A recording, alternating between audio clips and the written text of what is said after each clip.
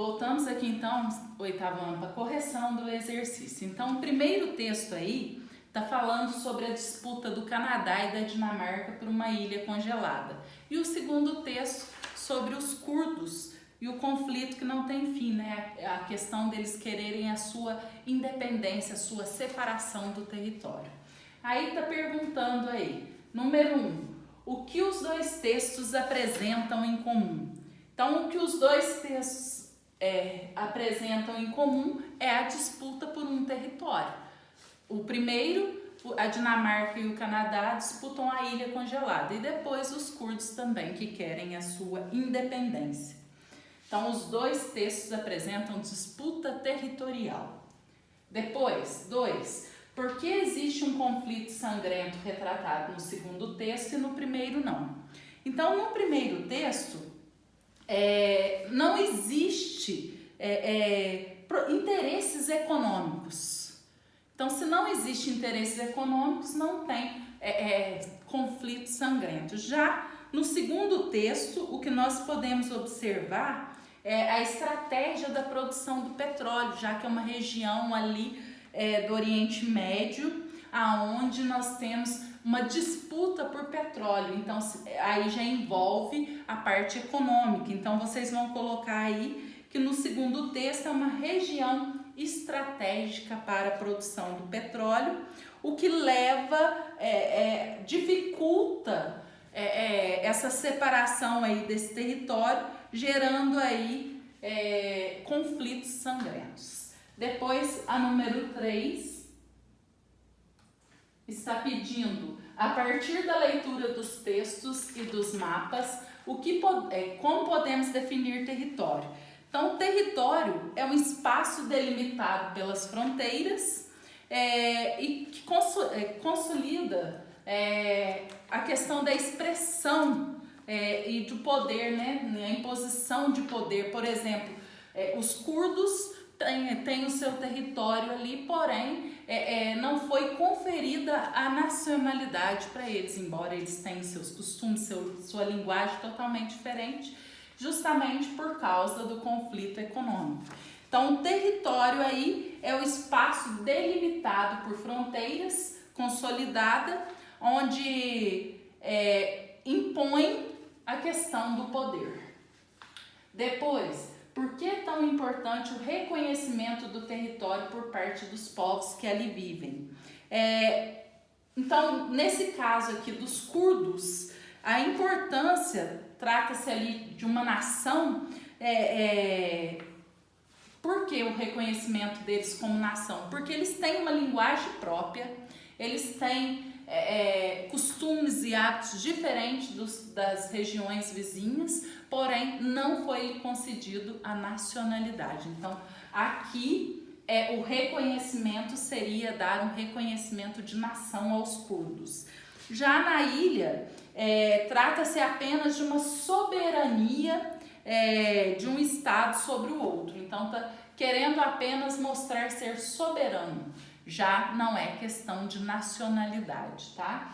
Então, dos curdos, a nacionalidade. E o segundo já é a questão de reconhecer a soberania e o poder sobre outro estado.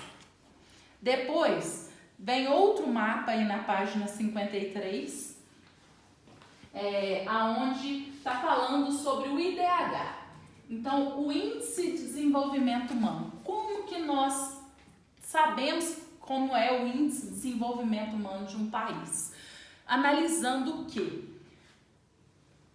O índice de analfabetismo, a escolaridade, a expectativa de vida, a renda per capita, para saber se o país vai ter um índice, o IDH, muito elevado, médio, baixo ou nem aqui não, há lugares que não tem dados.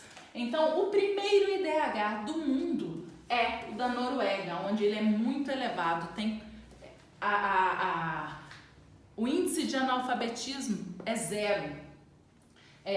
A expectativa de vida é muito elevada. O que isso quer dizer? Que tem muitos avanços na medicina, fazendo com que a expectativa de vida ao nascer seja elevada, porque as pessoas vão viver muito justamente devido à evolução da medicina. O Brasil, ele ocupa o número de 75, a nossa expectativa de vida é entre 74 e 75 anos.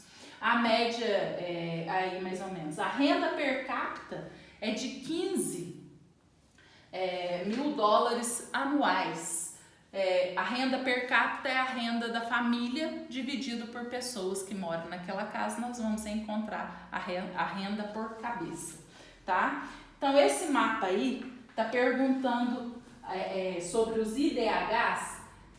Tá perguntando o quê? Qual o tema deste mapa? Qual que é o tema? É o título, o Índice de Desenvolvimento Humano Mundial, tá? Então, o título já tá aí, Índice de Desenvolvimento Humano, ou IDH, que é a sigla. Depois, B, quais dados foram considerados para a sua confecção? O que eu falei, para analisar o IDH, eles têm que consultar o quê? A expectativa de vida, a escolaridade e a renda per capita, que é o PIB per capita. Então, para a confecção, os dados que foram analisados, escolaridade, renda e expectativa de vida. Depois, C, esses dados dão conta de explicar o mundo em que vivemos? Eu acho que esses dados mostram o quê? A qualidade de vida que cada lugar tem. Então dá para justificar sim o mundo em que vivemos. Por exemplo, o continente africano. O continente africano tem um índice elevado de analfabetismo, tem a expectativa de vida menor. Alguns lugares, né, lógico. Tem uma renda per capita que chega a ser de $1 por dia. Então, os dados dão conta, sim, de explicar o mundo em que vivemos. Como assim? É uma resposta pessoal, aonde eu espero que vocês tenham notado a questão da má distribuição de renda, assim como não só a renda, mas se não tem renda, como que uma pessoa, por exemplo, no continente africano, que não tem nem o que comer, vai preocupar com a educação, vai preocupar com a internet, com outros acessos, se ele não tem o que comer. Então, há uma grande má distribuição de renda no nosso planeta. Depois, tem aí outro mapa, onde está falando sobre a distribuição de água no mundo. O tema já está aqui, ó. Qual é o tema, que é a pergunta A. Qual é o tema deste mapa? Distribuição de água no mundo. Depois, letra B. Letra B. Quais os critérios analisados para essa confecção? Então, é a disponibilidade do recurso. Aí no mapa tá falando que era a disponibilidade embaixo do mapa, tá mostrando aí os dados e falando o quê? Água disponível, estimativa até 2025. Então, o critério analisado para a confecção é a distribuição da água até 2025. Depois, a que conclusões podemos chegar? Ver, pelo menos essa é uma resposta pessoal, mas o que conclusão que pode ser tirada? Que há uma má distribuição também de água. Tem lugares que não tem quase nada de água no nosso planeta. E que há lugares que há abundância, como é o caso do nosso país. Então aí falando sobre a desigualdade da distribuição no nosso planeta. Depois, o mapa 3 é sobre as emissões anuais de carbono no nosso planeta. Aí nós temos aí uma anamorfose. Lembra que eu falei para vocês quando estávamos falando dos mapas temáticos, que a anamorfose é aquele mapa que tem alguma deformação? Então aí nós temos uma anamorfose. Onde perguntou no número 1 qual é o tema desse mapa. Então é a emissão do carbono no mundo. Depois está pedindo aí quais as regiões de maior emissão de CO2 e quais as regiões de menor emissão de CO2. Então, a de maior emissão, nós vamos ver que é no hemisfério norte, a Terra tem aí uma distorção muito grande, esticando o hemisfério norte. Então, a maior emissão vai ser nos Estados Unidos e a China, e a menor vai ser na América Latina e na África, por isso que eles estão deformados, menores. Então, América Latina e África. Depois, como você chegou a essa conclusão? Os Estados Unidos e a China são os que mais emitem, porque são os que mais produzem aparelhos. Hoje, a China vem dominando o mercado, então quase todo mundo em todo o planeta tem algum produto que veio da China. Então, eles são os maiores produtores e os maiores consumidores, então emitem muito poluentes, tá?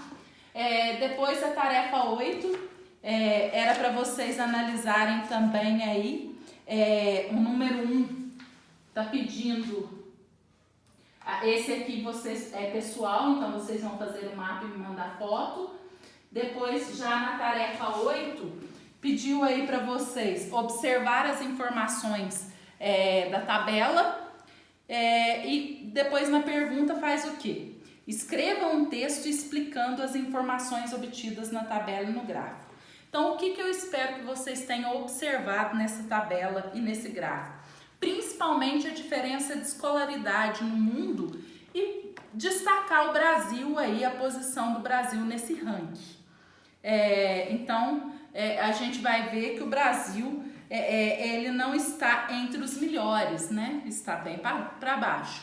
Depois, letra B, de que forma os dados obtidos na primeira tabela afetam a interpretação da segunda tabela.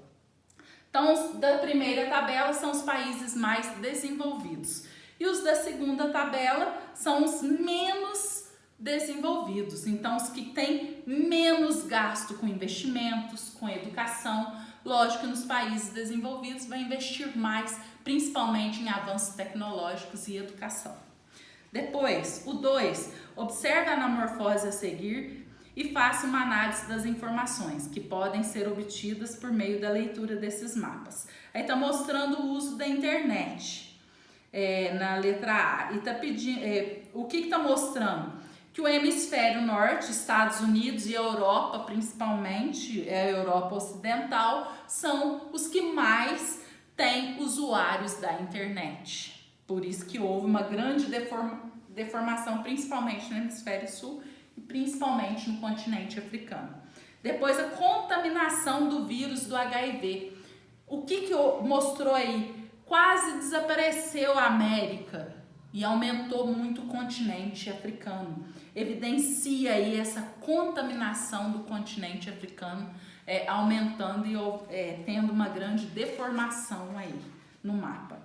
E depois o 3, tem aí também uma anamorfose cartográfica e está pedindo, temos aqui exemplos de anamorfoses geográficas. Uma anamorfose representa a superfície dos países em áreas proporcionais a determinada quantidade. As anamorfoses apresentadas no mapa A e B se referem respectivamente ao produto nacional bruto e à população. Então, a resposta seria aí letra B. Fechamos aí, concluímos a nossa apostila. Espero que tenham entendido tudo, mas assim que nós voltarmos, voltarei na escala cartográfica e no fuso horário para tirar as dúvidas, tá? Assistam também o vídeo do portal, não esqueçam. Abraços!